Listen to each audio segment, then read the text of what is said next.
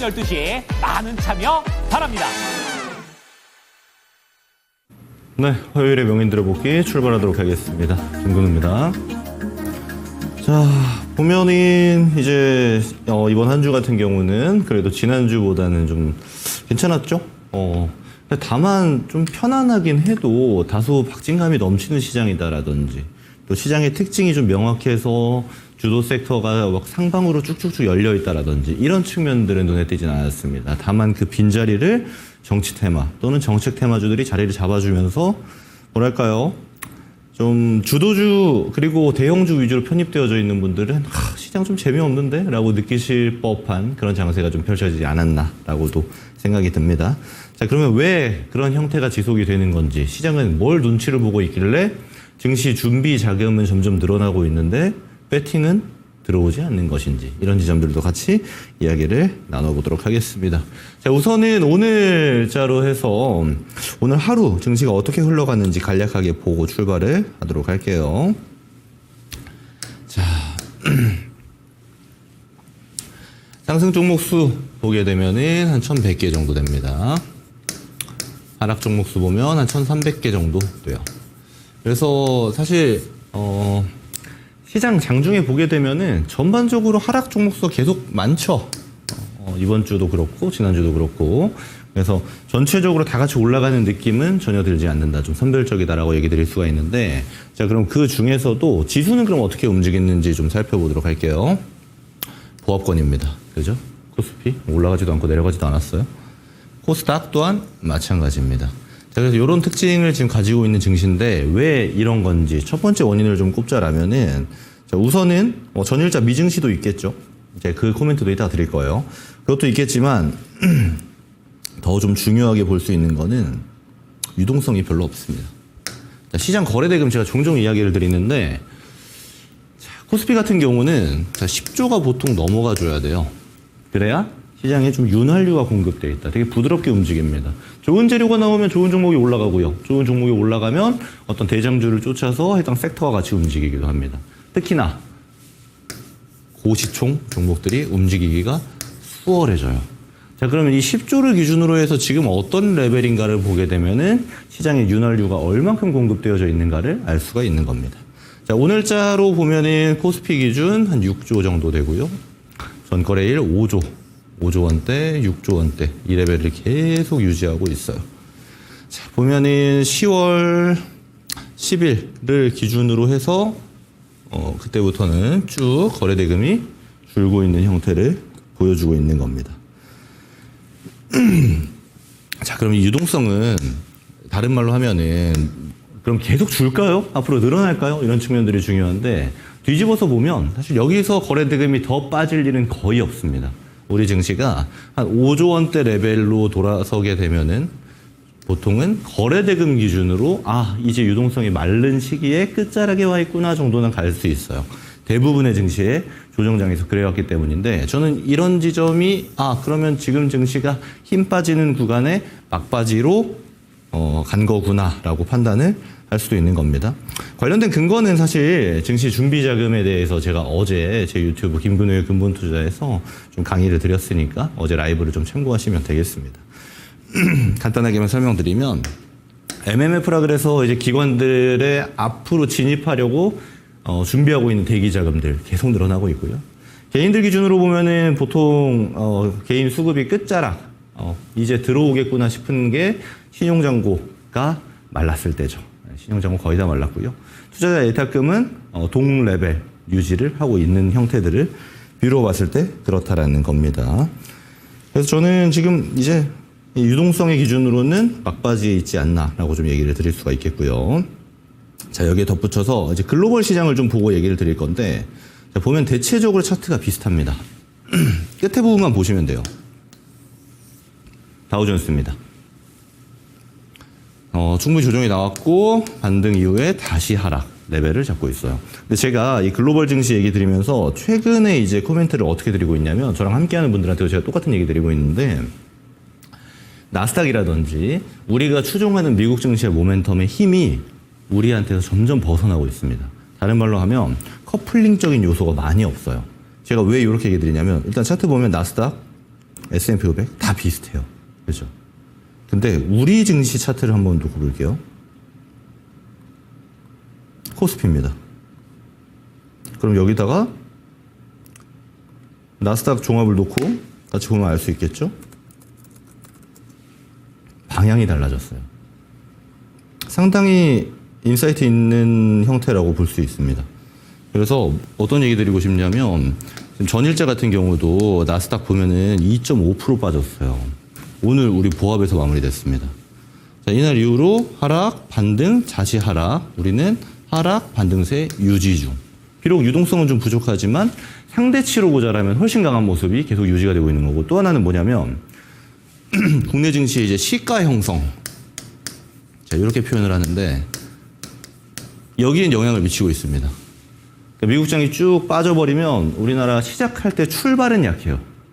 근데 장중에는 변동성에 크게 작용하고 있지 않다라는 겁니다. 지금은 이게 좋죠. 왜냐하면 미국장이 빠지고 있는데 우리 안 빠지고 있기 때문에.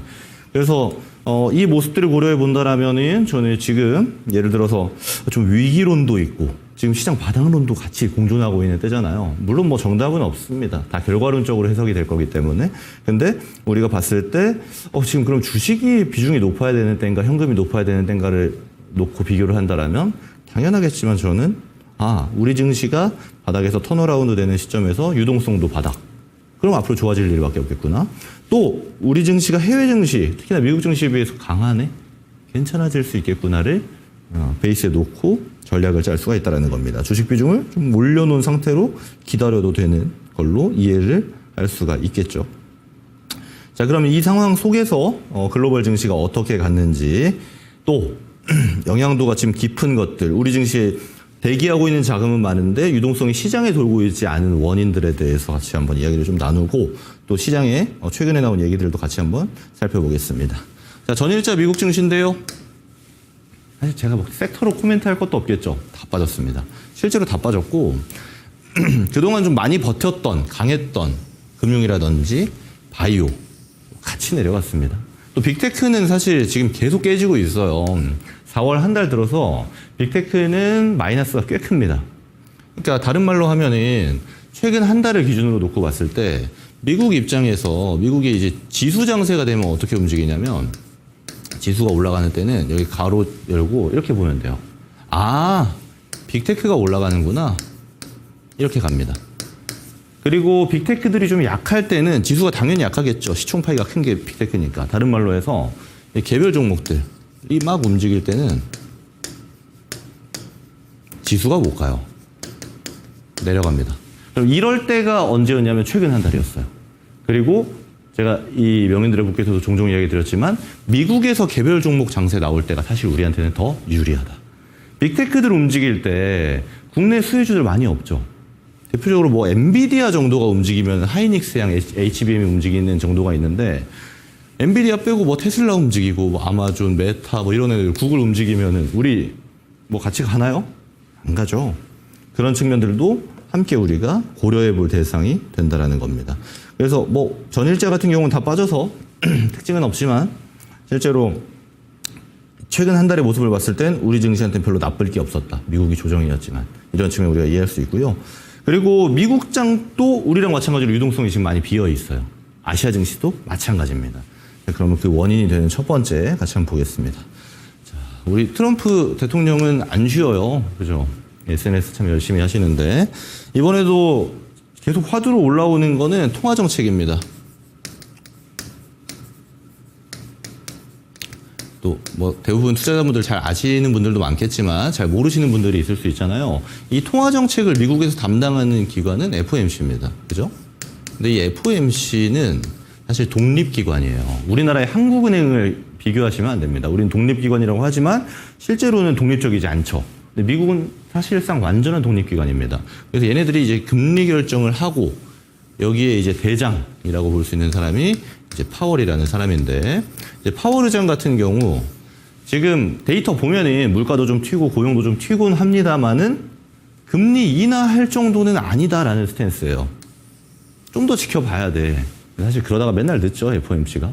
뭐 이거는 좀 여담으로만 이야기 드리고요. 하여튼 그런 상황 속에서 아직 우리 데이터 봐야 될 것 같은데? 특히나 이 사람이 이야기하고 있는 거는 관세가 어떻게 적용될지 우리가 모르는데 어떻게 먼저 선제적으로 금리 인하를 하나? 이런 얘기를 계속하고 있어요.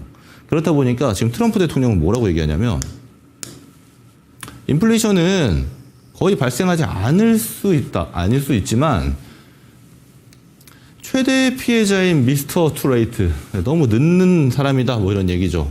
파월 의장을 얘기하는 겁니다. 지금 당장 금리 인하를 하지 않는 한 경제 성장은 둔화될 수 있다. 이런 얘기하는 거예요. 그러니까 다른 말로 하면 금리 인하 빨리 해라. 왜 안 하는 거야? 너가 금리 인하를 안 하니까 문제가 되잖아. 사실 관세 얘기를 안 했으면 문제가 되진 않지만 근데 트럼프의 의견도 어느 정도 공감은 가는 게 있죠. 분명히 데이터는 별로 중요하지 않았던 순간들이 있었잖아요. 예를 들면은 바이든과 트럼프의 대선 경쟁하던 시기 같은 경우는 열심히 금리 인하를 해줬단 말이죠. 그러니까 트럼프 입장에서는 좀 속상해 볼 법하다. 근데 지금 이 국면, FOMC의 수장과 트럼프 간의 이 대결 국면 같은 경우는 우리가 이렇게 이해할 필요가 있어요. 글로벌에서 투자자들이 보고 판단을 하기에는 상당히 신뢰도에 문제가 갑니다. 왜요? FOMC는 제가 설명드릴 때 뭐라고 했죠, 얘네? 독립적인 기관이고 그래야만 해요. 왜? 이제 기축통화인 달러를 미국의 행정부가 개입을 하게 되면 기축통화로서의 신뢰도가 떨어질 수밖에 없겠죠. 당연하겠지만. 얘네가 독립적이니까 달러에 대한 신뢰도가 굉장히 높은 건데 그래서 지금 파월 의장을 압박하고 있는 이 트럼프의 스탠스가 어떻게 결정 날 것인가에 대해서도 좀 기다리고 있는 게 첫 번째 이유가 되는 거고요. 그렇다 보니까 연준의 이 인사들도 안 참습니다. 여기 이제 굴습이라는 사람은 시카고 연준 위원인데 지금은 투표권 없어요. 시카고는 2년에 한 번씩 투표권 주기 때문에 이 사람도 연준의 신뢰성 훼손시키지 마라. 트럼프 그만해라. 열심히 이런 얘기를 하고 있는 겁니다. 둘 다 입장은 어느 정도 이해가 되죠. 근데 우리는 어차피 투자자로서 시장이 그럼 어떻게 판단하고 있는가를 볼 필요가 있는데 실제로 달러에 대한 가치는 빠지고 있습니다.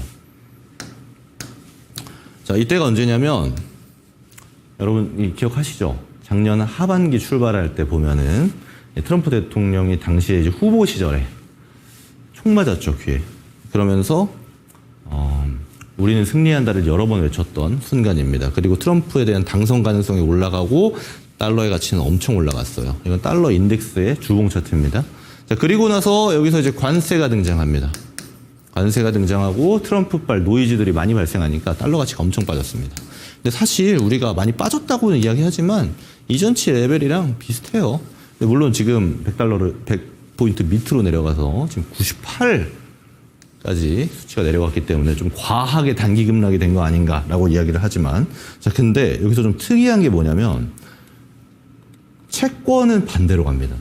자, 보통 제가 이 자리에서도 많이 설명드리지만 특히나 장기물 같은 경우 10년물을 기준으로 놓고 얘기하면 달러 인덱스랑 거의 똑같이 움직였어요. 최근에 계속 그랬죠. 반대로 가죠. 달러 가치는 떨어지는데 밑에 1년부터 아래로 볼 수 있는 장기물 같은 경우는 계속 올라가서 30년물 같은 경우는 4.9까지 채권금리 수익률이 찍히게 되었습니다. 그러니까 채권 매도가 엄청 나오고 있다는 거예요. 물론 단기물은 좀 변동성이 튑니다. 다른 말로 보게 되면은 지금 미국의 달러에 대한 신뢰도가 매우 떨어져 있다. 그렇다 보니까 글로벌 유동성도 좀 공백을 느끼고 있고 쉬고 있고 투자처에 대해서 또 당연하겠지만 미국장을 추종하고 있었던 이 아시아 증시 대표적으로 일본, 대만, 한국 같은 시장 같은 경우는 좀 쉬고 있는 모습을 같이 보여주고 있는 첫 번째 원인이라고 볼 수 있겠죠. 자, 근데 이 상태에서 그러면 시장은 어떻게 판단할까요? 금리를 어떻게 결정할까라는 거에 대해서 굉장히 가파르게 금리 인하를 할 것으로 판단하고 있습니다. 참고로요, 이때가 이제 올해 마지막 금리입니다. 금리 결정인데 39.6% 확률을 점치고 있죠. 자, 지금부터 한 번, 두 번, 세 번, 네 번, 5번, 5회 인하를 시장은 현재 시점에서 바라보고 있습니다. 물론 금리 예측은 별로 의미 없어요. 때때로 바뀌기 때문에. 하지만 지금 시장의 스탠스는 볼 필요가 있겠죠. 아, 금리 인하가 시장의 입장에서는 절실하구나. 그러면 다른 말로 보면 지금 풀려나갈 수 있는 고리 중에 대표적인 하나는 연준에서 금리 인하에 대한 어떤 확신을 줄 수 있는 코멘트들이 등장하는 것부터가 될 가능성이 매우 높다라는 겁니다. 실제로 FOMC는 지금 계속 뭐라고 이야기하고 있죠? 우리는 2회 예상하고 있어. 시장은 5회. 괴리가 지금 엄청 크잖아요. 네, 이거를 맞출 수 있는 이야기들이 등장하는 게 필요한 순간이다라고도 이야기를 드릴 수가 있겠습니다. 우리 시장은 어차피 이 궤에서 벗어나지는 않으니까요. 자, 그래서 이 글로벌에서 중요하게 보고 있는 거는 이 정도 첫 번째 주제를 마무리하고요. 두 번째는 이제 관세입니다. 제가 관세 따로 오늘은 주제를 안 가져왔는데 지금 관세는 유예된 상태예요. 특히나 상호관세 유예가 되고부터 시장은 눈치를 보고 있어요. 이게 어떻게 협상될지. 그러니까 얘는 결국 귀결돼야 되는 게 협상입니다. 어떤 단계로 협상이 될 건지 또 얼마나 빨리 될 건지. 그러니까 불확실성이 해소되는 측면의 협상을 이야기하는 거예요. 근데 지금 백악관빨 코멘트로는 거의 정해진 애들이 있습니다. 첫 번째 대만입니다. 자, 그리고 두 번째 일본이에요. 이 두 개 국가에 대해서는 거의 끝났다라고 그냥 대놓고 표현을 했어요. 우리나라 아직 없습니다. 근데 제 개인적으로, 이건 제 개인적인 의견인데 유추하기로는 이 둘이 결정이 나잖아요. 그럼 다음 3순위는 한국이 되지 않을까 저는 좀 보고 있습니다. 이따가 제가 뭐 하나 더 얘기 드릴 텐데 한국이 될 가능성이 매우 높아요. 왜? 지금 상호관세 포함해서 품목별 관세도 같이 진행을 할 건데 산업이 겹쳐요. 세 개의 국가가. 그럼 따로따로 별개로 놓고 놓으면 더 이상해지죠. 아마 묶임 세트가 되지 않을까 좀 판단을 하고 있고. 근데 사실 이것보다 더 중요한 게 있죠. 네, 관세에서는. 그래서 중국이랑 뭐 어떻게 할 건데. 보면은 중국에 대해서 지금 얘기가 너무 많아서 최신화만 좀 해서 얘기 말씀드리면 중국이 막 거부한다 이런 얘기도 있잖아요. 근데 백악관빨 이야기만 좀 보게 되면은 3에서 4주 정도 소요될 예정이다라는 게 어제자 의견이었습니다. 진행하고 있다라는 거예요. 그러니까 공식적으로는 서로 안 한다 밀당을 하고 있는 것처럼 보이지만 물밑에서는 진행이 되고 있는 것으로 판단을 할 수가 있습니다. 그러면 이 관세에 대한 노이즈도 한 달 정도의 시간이 지나면 끝날 가능성도 좀 있다라고 우리가 놓고 시장을 볼 수 있겠죠. 그러면 관세에 대한 노이즈가 있는 시장보다 해소가 된 시장이 더 좋을 가능성이 높다라는 것도 우리가 알 수 있는 내용입니다. 자, 추가로 제가 왜 일본이랑 대만이랑 우리가 묶일 세트라고 이야기를 드리냐면 2+2 통상 협상을 하기 위해서 내일 밤이면 도착합니다. 누가 가냐면 아예 그냥 장관급이 가요. 네. 먼저 산업에 대해서 품목별 관세가 진행돼야 되기 때문에 산자부 장관, 산자부에 인덕근 장관이 갑니다. 근데 여기서 당연하겠지만 이제 재무 협상도, 돈에 대한 협상도 해야 되잖아요. 그래서 우리는 최상목, 지금까지는 이제 대행의 일을 열심히 해주셨던 이제 경제부 총리가 갑니다. 재무라고 쓸게요. 미국은 재무부 장관이 하니까. 그래서 아마 장관급이 같이 가는 걸로 봐서는 이게 실무진은 거의 끝났고 마지막 최종 사인을 하러 가는 것으로 어느 정도 이해는 할 수 있겠죠. 그래서 이 기간이 우리 시간으로 23일부터 24일이니까 관련된 종목들도 여러분 잘 아시잖아요. 특히나 안건으로 많이 올라와 있는 게 뭐 조선이라든지 원전 당연히 껴있고요. LNG 껴있고 하는 종목들은 이 노이즈에 잘 체크해 보셔야 됩니다. 이 일정이 끝나면 세론 나올 수 있어요. 네, 그런 지점 정도 얘기를 드릴 수가 있겠습니다. 자, 그리고 오늘 좀 중요했던 얘기들을 드리고자 하는데 사실 제가 여러분들한테 막 중소형 테마주들을 막 권장하는 사람은 아닌데 지금 증시가 워낙 유동성이 없는 상태에서 정치 정책주들이 많이 움직이다 보니까 뭐 저조차도 정책주들의 타점을 많이 잡으려고 노력을 하죠. 실제 트레이딩 뷰가 지금은 굉장히 잘 먹히고 있는 시장이기 때문에 그럼 어디 트렌드가 주로 이동하고 있는가만 잘 체크해 두면은 좋은 찬스 주는 종목들이 많거든요. 그런 거 먼저 이야기를 좀 드리자면 지금 신재생 오늘 움직이죠. 이건 차트를 보면서 얘기하는 게 좋겠네요. 보면은 일단은 미국에서 점유율 그리고 글로벌에서 태양광 같은 경우는 점유율 88% 이상이 중국 기업들이 차지하고 있습니다. 근데 사실상 지금 관세 폭탄 맞았기 때문에 그 자리 공백이에요. 참고로 풍력은 하지 마세요. 풍력은 여러분들 수익 보기 쉽지 않을 겁니다. 글로벌이랑 궤가 다르기 때문에 그런 건데. 그래서 신재생 중에서는 태양광 보실 수가 있는데 그러면 미국향 띄고 있는 태양광 누가 있냐? 당연하겠지만 하나솔루션. 대장주입니다. 잘 가고 있죠. 이쪽은 저는 업사이드 더 열릴 걸로 보는 게 뭐냐면 이 하나솔루션은 대표적으로 두 개 사업부예요. 첫 번째 태양광, 두 번째가 화학인데 화학은 죽쓰고 있습니다. 실적이 되게 안 좋아요. 근데 태양광이 먹여 살리고 있어요. 근데 미국에서 점유율을 더 올릴 수 있는 이벤트가 계속 등장하고 있다? 안 볼 이유가 별로 없겠죠. 하나솔루션 계속 좋을 걸로 저는 판단하고 있고, 여기서 지금 테마로 지금 색깔이 좀 진하게 형성되어져 있는 애들. 왜냐면 아까 글로벌 이슈랑은 별개로 국내에서는 지금 대선이 진행 중이죠. 경선이 지금 진행 중인데 당별로. 사실 가능성이 가장 높은 후보는 거의 정해져 있습니다. 물론 여론조사 기준으로. 그랬을 때 해당 민주당의 이재명 지금 후보가 되겠죠. 이 후보 같은 경우 그래서 일정 돌 때마다 테마가 돌고 있어요. 그러면 다음 일정 뭐냐가 굉장히 중요하겠죠. 이제부터는 이제 호남 일정입니다. 그리고 호남 일정에서는 대표적인 게 이야기 나올 수 있는 게 에너지 단위가 많아요. 특히나 신재생 사업을 국가 단위로 많이 진행하고 있기 때문에 신재생 얘기 많이 나올 겁니다. 그럼 신재생은 결국 풍력 아니면 태양광인데 어디 지점 제어보라고 했죠? 태양광입니다. 지속성을 띄는 테마가 될 가능성이 굉장히 많다. 일정상 그렇다는 거고요. 두 번째 AI입니다. 다음 주 월요일 되면은 AI 비전 발표 진행할 거예요. 근데 이 AI 비전 발표는 민주당에서 오랫동안 준비한 거기 때문에 디테일한 내용도 나올 겁니다.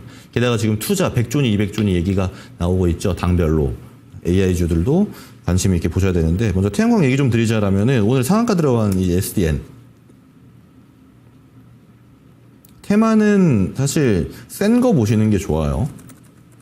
금양그린파워, S에너지. 이 삼총사가 오늘은 제일 센 모습을 보여줬고, 실제로 그러면 수혜 가능성으로 들어가게 되면은, 그리고 테마가 지속되면 대장이 바뀌기도 하거든요. 이랬을 때 현대에너지 솔루션 같은 기업들도 관심 있게 보실 수가 있는 겁니다. 근데 제가 권장드리는 건요, 이거 하나솔루션 같은 기업은 올라갈 때 적당히 빠지면은 사가지고 이 기간, 모멘텀을 쭉 추종하셔도 돼요. 굉장히 효율적입니다. 근데 이 밑에 있는 애들 있죠. 여기 테마 색깔 진한 애들. 얘네들은 어떻게 하셔야 되냐면, 뭐 올라가서 소폭 조정 나오면 탁 잡아요. 튀면 팔아야 됩니다. 이거 꼭 명심하셔야 돼요. 이거를 한화솔루션 투자하듯이 쭉쭉쭉 홀딩으로 가져가야지, 이렇게 하면은 트레이딩이 굉장히 난이도가 올라갈 겁니다. 그래서 종목별로 전략이 조금 차별화가 돼야 된다는 거, 태양광 먼저 얘기를 드리고요. 그리고 다음은 이제 AI 제가 얘기 드렸죠. 정책 단위로 보면은 AI는 이야기가 더 나올 겁니다. 물론 사이클상 저는 5월 중에 정책주들의 랠리가 좀 끝날 것 같긴 한데, 크라우드웍스 최근까지 엄청 셌다가 지금 소폭 조정 나오고 있는데, 가격 전략까지 제가 여기서 드리긴 좀 어렵지만 얘 조정 나오고 한번 더 갈 가능성 굉장히 높은 종목입니다. 이스트소프트 마찬가지고요. 여기에 이제 각종 AI 붙은 애들, 그리고 제가 지금 테마 대장들만 얘기를 드린 거고, 이제 AI 색깔 붙은 의료 AI들 있죠. 뭐 신테카 바이오부터 해서 뭐 뷰노, 루닉 같은 경우는 사이즈가 커졌기 때문에 이 테마장에서 움직이기에는 변동성이 별로 안 튈 겁니다. 네. 루닛은 좀 논외로 놓고 의료 AI, 그리고 AI 종목들 정책 단위로 또다시 상승할 가능성이 매우 높다. 네, 이 정도 얘기를 드릴 수가 있겠습니다. 자, 그리고 네, 기후환경 이 테마도 지금 한두 방짜리로 끝날 가능성이 높지 않죠? 예를 들면은 에코바이오부터 해서 에코아이 관련주들 보면 차트가 다 비슷하죠. 그러니까 이런 애들 어떻게 잡으시는 거냐면 이런 거예요. 오르고 조정해서 사서 오르면 또 파는 겁니다. 이런 형태로 이해하셔야 돼요. 뭐 여기서부터 따라서 사야지 하면은 여기서부터 여기까지밖에 못 먹어요. 짧은 대응밖에 안 됩니다. 얘가 또 올라갔죠. 신고가를 다시 뚫고 또 이런 스물스물 조정이 나옵니다. 이렇게 타점을 잡는 건데, 근데 제가 명인들을 복귀해서 이 트레이딩으로 테마주 얘기할 줄은 몰랐습니다. 제가 보통은 큼직큼직한 애들 위주로 말씀드리는데 요즘은 큼직큼직한 애들이 거의 안 움직이죠. 그리고 대표적으로 움직이는 애들은 조선방산 바이오밖에 없어요. 지금은. 그렇다 보니까 뭐 대형 섹터들은 제가 다 강의를 드려놨으니까 이전에 했던 강의들 참고하시면 좀 될 것 같고요. 또 바이오는 여러분 아시겠지만 이번 달에 25일부터 AACR 미국 암학회 3대 암학회 중에서 일상이나 전임상 단계에서 가장 주목받을 수 있는 행사, 이벤트가 준비되어져 있습니다. 이제 관련 기업들도 제가 얘기를 드려야 되는데 그거는 시간상 제가 유튜브 라이브 내일도 진행하니까 그때 좀 이야기를 드리도록 하겠습니다. 자, 보면은 지금 정책주들 뭐 저도 관심 있게 타겟했던 게 이제 유라테크랑 상지건설이었는데 이제 그 다음 차시 정책주들도 제가 순차적으로 좀 이야기를 드리고자 하고 또 바이오 AACR 관련해서 수혜주들 여러분들께 좀 이야기하는 시간 가져가려고 하니까 내일 오후 4시에 김근우의 근본투자 유튜브 많은 참석 부탁드리겠습니다. 자, 오늘은 여기까지 하고요. 다음 주 화요일 날 다시 찾아뵙도록 하겠습니다. 고맙습니다.